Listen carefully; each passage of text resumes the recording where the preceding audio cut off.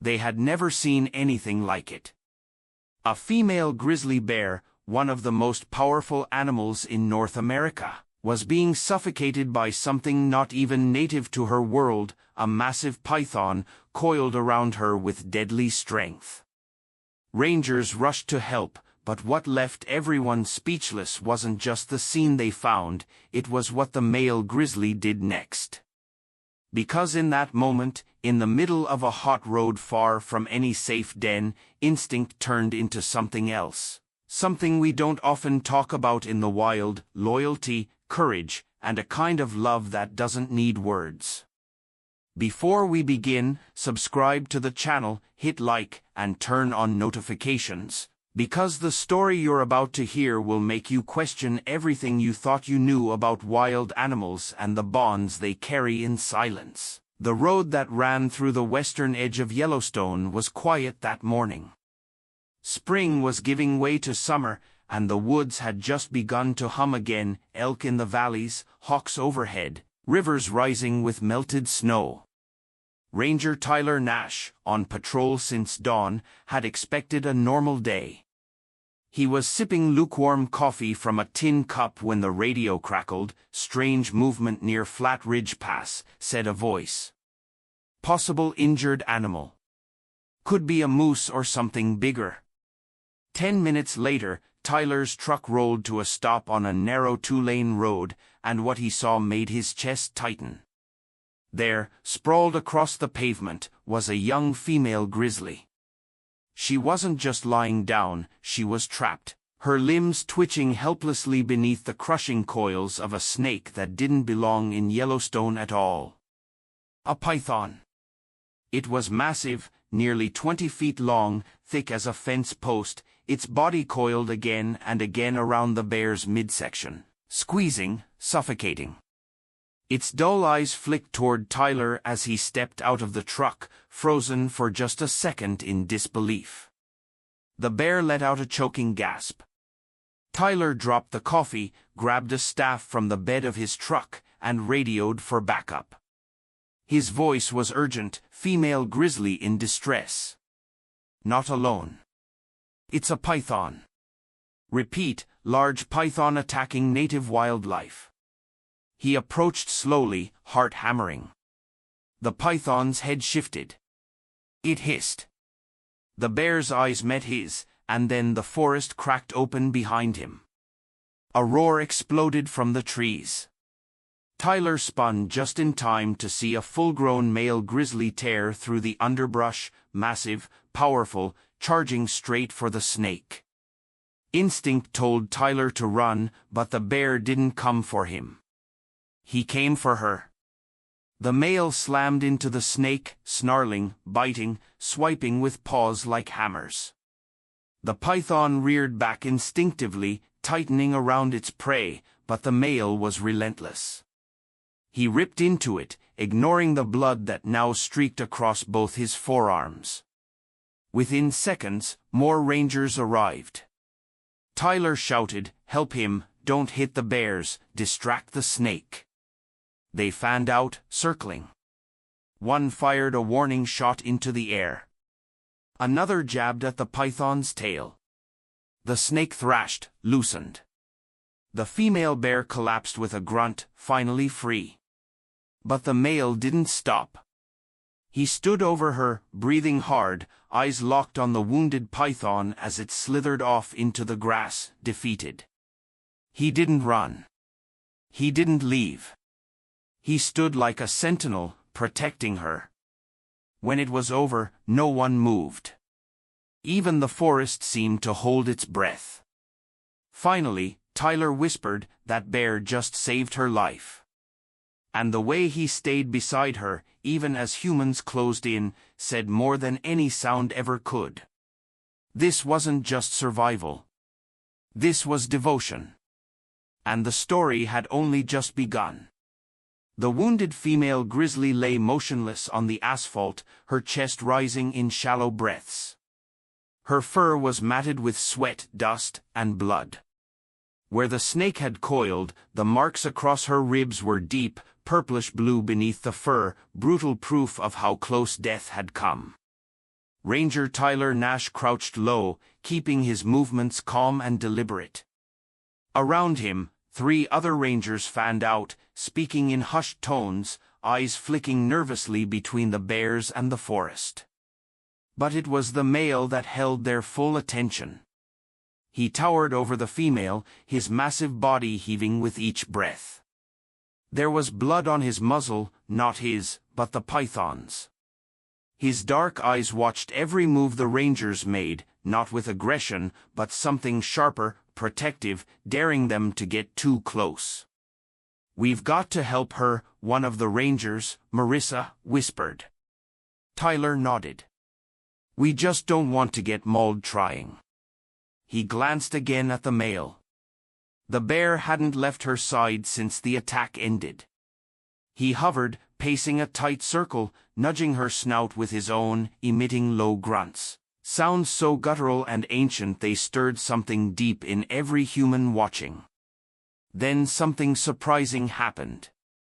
The female let out a soft whimper, and the male stepped back, just 2 paces. Nothing more. But it was enough to let the rangers know, "I'll let you try, but I'm still watching." Tyler's heart skipped. He lifted one hand, slow and open. "All right, girl," he whispered, as if to a wounded dog. "We're going to help." They moved as a team, slowly, with towels, gloves, a field stretcher. Marissa injected a mild sedative into the bear's haunch, just enough to ease the pain and keep her still. The male huffed low but didn't charge. Tyler could feel his gaze like heat on his back as they worked. As they wrapped her midsection, they saw the damage, ribs bruised, likely cracked, puncture wounds from the snake's teeth, deep abrasions from the asphalt. But she was breathing. "She's going to make it," Marissa said under her breath, tightening the final strap on the stretcher. The team hoisted her carefully into the open ranger vehicle. The male let out a loud exhale, a sound like frustration and grief rolled into one. Then he did something no one expected. He followed them, step by heavy step. He trailed the gurney to the truck, then sat beside it. When they tried to close the tailgate, he stood up, placing both paws on the back like a passenger boarding. "Is he trying to come with her?" one ranger asked. Tyler swallowed. "I think he is." There was silence. A decision had to be made fast. If they drove off, would he follow the truck? Would he turn aggressive? Or worse, would he disappear, confused, thinking they had taken her forever? Tyler made the call. "Let's give them the flatbed. It's open. He can stay with her." With shaking hands, they shifted the female onto the flatbed of the larger supply truck. The male climbed up behind her as they laid her down and arranged padding. He curled his body around her gently, like a wall of fur and muscle. No one said a word. They drove in silence, every bump on the forest road rattling nerves and hearts alike. And all the way to the rescue center, the male never looked away. He didn't growl. He didn't pace. He didn't panic. He just watched her chest rise and fall, and stayed. It was, in every sense, an act of impossible trust. By the time they reached the gates of the wildlife clinic, the bond between the 2 bears had already told its own story. But what came next would change even more. The Wildlife Rescue Center on the edge of the park wasn't built for this. It had treated eagles with broken wings, moose calves struck by cars, even the occasional mountain lion hit by poachers' traps. But these were 2 full-grown grizzly bears, one injured, the other refusing to leave her side, which was beyond protocol. Dr. Evelyn Hart, the lead wildlife vet, met the incoming truck with a clipboard in hand. Her eyes widened as the male bear leapt down from the flatbed and then stood guard as they lowered the female. "He followed her here," she asked Tyler. "Did more than that," he replied. he saved her life. Evelyn scanned the female's body quickly. She's critical. We need to get her inside. Can you keep him back? Tyler shook his head. We tried. He won't go far. The medical team worked fast, wheeling the stretcher into a large treatment room just beyond the main barn. The male bear padded behind them, muscles tense, breath heavy, but never threatening. He kept his distance but never let her leave his sight. Inside, the lights buzzed and machines beeped as Dr. Hart moved swiftly. The bear was sedated and stabilized, hooked up to fluids and a heart monitor. Bruised ribs, torn muscle, internal bleeding, but no punctured lung. A chance. In the adjacent room, the team prepared a holding area, but the male wasn't having it. As soon as they tried to close the door between them, he bellowed, not in rage, but in something else. A wild grief. A sound that made even the youngest ranger flinch. So they opened the door, and he walked in. He didn't touch her. Didn't interfere. Just lay down near her gurney, his massive head resting on his paws, eyes trained on her face. Evelyn stood at the threshold, stunned. I've never seen this, she whispered. It's like he knows she's not out of danger, and he's waiting. The rangers left the room quietly. That night, the male didn't sleep. Every time the machines beeped louder or her breath hitched, he stood and watched. Evelyn returned at 2 a.m. to check vitals. She expected to see a distressed bear lashing out. Instead, she found him watching her, eyes deep and still. He didn't move as she replaced fluids or adjusted the blanket. Only when she touched the female's paw did he lower his head again, as if understanding, you're helping, that's enough. By dawn, the team was calling the bears by names, unofficially. The female, Ember. The male, Ash. Names that felt right, as if their bond had burned through something primal. Ember stirred around 6:15 a.m. She groaned softly, moved her paw, blinked. Ash sat up immediately, alert. And when she lifted her head and met his eyes, something passed between them that not even the humans in the room could explain. Ash chuffed gently. Ember blinked slowly in response. And then she rested her head back down. She knows he's here, Evelyn said quietly. That's all she needs right now. They kept the room warm. Quiet. No restraints. No isolation. Because what they were witnessing wasn't just rare, it was sacred. Over the next 2 days, Ember grew stronger. Her breathing steadied. Her wounds began to close. Ash remained beside her, sometimes curling at her feet, sometimes pressed close to the wall. He never touched the equipment, never growled at the staff. Only once, when Ember whimpered in her sleep, did he rise and gently press his head to hers. Dr. Hart had seen decades of wilderness, but nothing like this. It's more than instinct, she told Tyler one afternoon. It's devotion. Tyler nodded. It's loyalty. It's love. And though no one said it out loud, they all knew Ash was willing to wait as long as it took. By the 4th day, the story of the 2 grizzly bears had started to spread beyond the confines of the wildlife center. A local journalist heard about it through a park volunteer, and within hours, photos of Ash curled beside Ember's recovery bed had gone viral. Devoted bear refuses to leave injured mate's side, one headline read. Grizzly love story touches thousands, another claimed. But while the world looked in with awe and admiration, inside the center, the situation was becoming more complicated.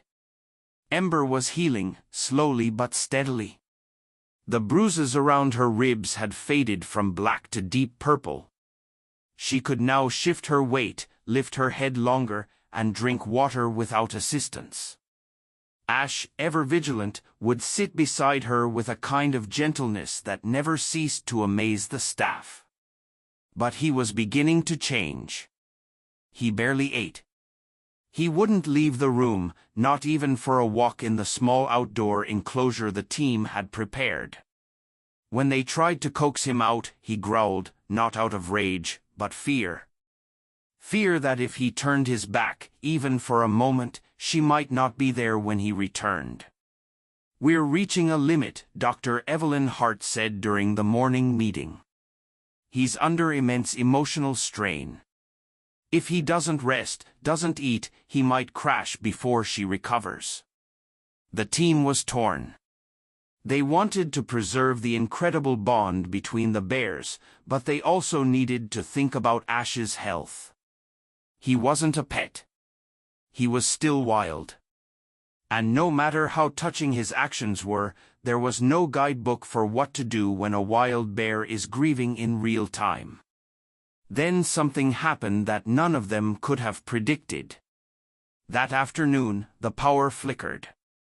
A sudden windstorm, rare for that time of year, had snapped a line nearby.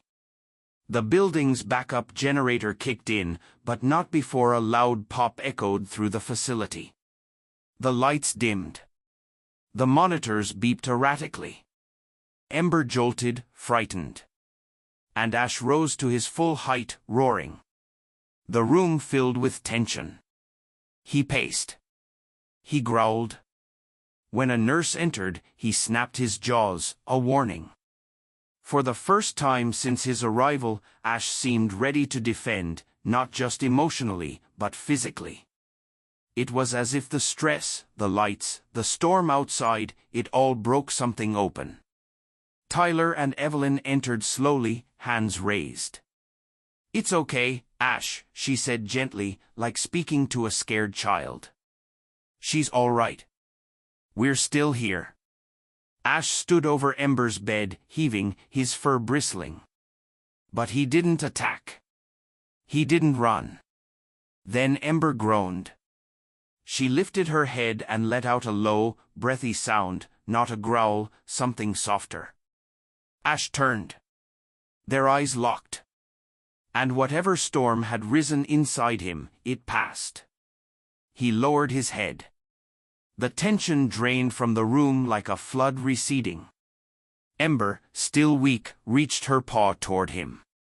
Barely a twitch, but enough. He curled beside her once again. Afterward, the staff realized something profound. Ash hadn't reacted from rage, it was fear, pure, desperate fear of losing her. That night, Evelyn wrote in her notes, "Ash is not here because of territory, instinct, or hunger. He is here because he cannot imagine a world without her." It had been a week since Ember was rescued from the python's grip. Her wounds were healing, her appetite had returned, and she could stand, unsteady at first, but stronger with each hour. And Ash remained by her side, his body curled protectively, his eyes ever watchful. But the recovery had brought a question no one wanted to answer: what happens next? Ash and Ember weren't meant to be here forever. They were wild. The center didn't have long-term enclosures for adult grizzlies, especially two that had clearly spent their lives in the deep backcountry.